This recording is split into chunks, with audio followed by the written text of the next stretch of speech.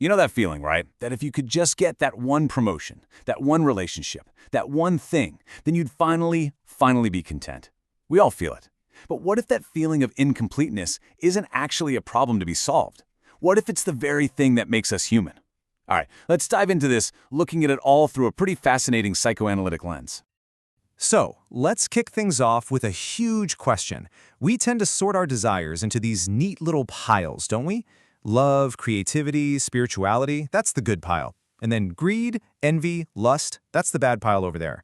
But what if it's not that simple? What if they're actually coming from the exact same place? Now, a really common response, especially if you're coming from a spiritual or theological angle, is to say, well, the goal isn't to get rid of desire completely. We just want to purify it. Keep the good stuff and get rid of the sinful bits. It sounds amazing, right? Like you're doing a bit of spiritual housekeeping for your soul. But here's the twist that psychoanalysis throws at us. What if the very structure of desire, how it's built, means you can't have one without the other?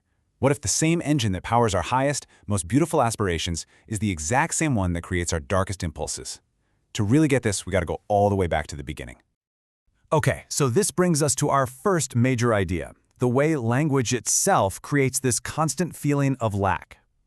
According to the psychoanalyst Jacques Lacan, our endless search for something more isn't some kind of moral flaw. Nope. He argued it's a direct result of the most human thing we ever do, learning to speak. So picture this. For an infant, the world is this state of complete fusion. There's no me and you, especially with the mother. It's all just one big connected experience.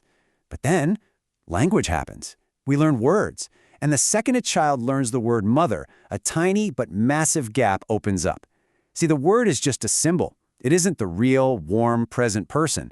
And in that moment, language cuts us off from direct experience, and it creates this fundamental feeling that something is now missing. Lacan actually had a name for this conceptual gap, objet petit a. And this is the crucial part. It's not an object we ever really had and then lost. It's more like the feeling of a lost wholeness that was never really there to begin with. It's this impossible, phantom object that we spend the rest of our lives chasing in our jobs, our art, our relationships, you name it. And this really shows us the huge difference between a simple need and human desire. An animal gets hungry. That's a specific need. It eats, the need is met, and it's done. End of story. But human desire, oh, it's totally different. It's infinite. It's vague. You finally get the dream job. You buy the perfect house. You meet the partner. And yet, after a little while, that little hum of dissatisfaction is back. Why? Because what you were really chasing was that impossible object that can never be found. Okay, so with that foundation in mind, let's circle all the way back to our original question. If all desire, good and bad, is driven by this fundamental lack, what does that do to the whole idea of neatly separating them? Now, this is where it gets really provocative. We usually think of rules, thou shalt not, as things that are meant to stop desire. But psychoanalysis flips that on its head and says they actually create it. Think about it. The forbidden fruit is the most tempting fruit because it's forbidden. The rule itself is what gives desire its target, its shape, and its intensity.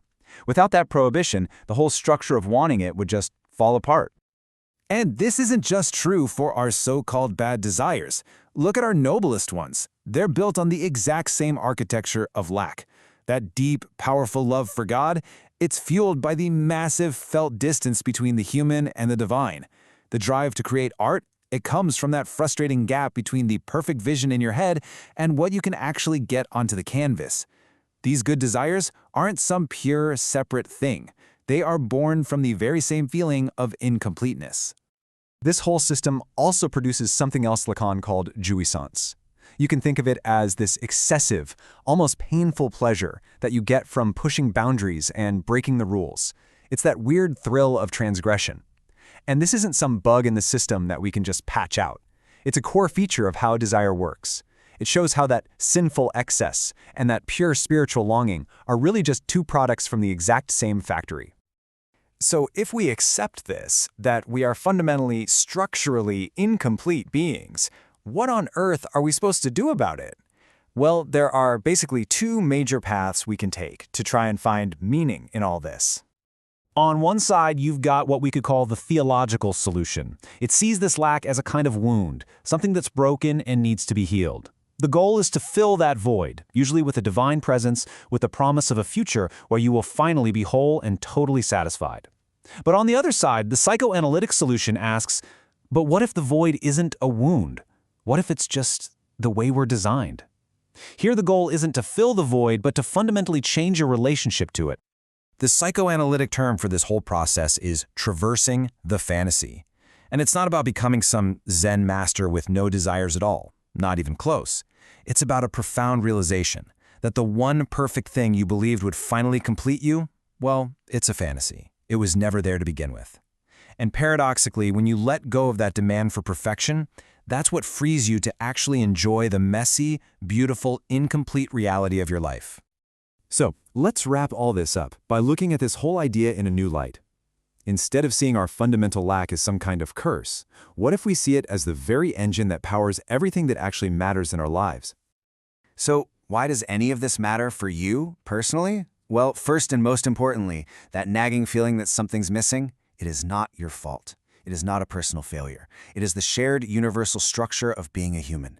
And honestly, this isn't bad news. That very feeling is what pushes us to love, to create, to discover. Without that feeling of lack, we just sit around, perfectly content with no motivation to do anything. Now, it's important to say that recognizing this tangled structure of desire doesn't mean we just throw ethics out the window. It's not a free pass to do whatever you want. It just suggests that a much more realistic and effective way to live is to work with the powerful, messy reality of our desires, instead of constantly trying, and almost always failing, to just suppress them. And all of this leaves us with one final, very big question to think about. If a state of perfect, total satisfaction would mean the end of all striving, the end of creativity, the end of all longing, if it means the end of becoming, is that state of perfect bliss something we should even want in the first place? Something to chew on.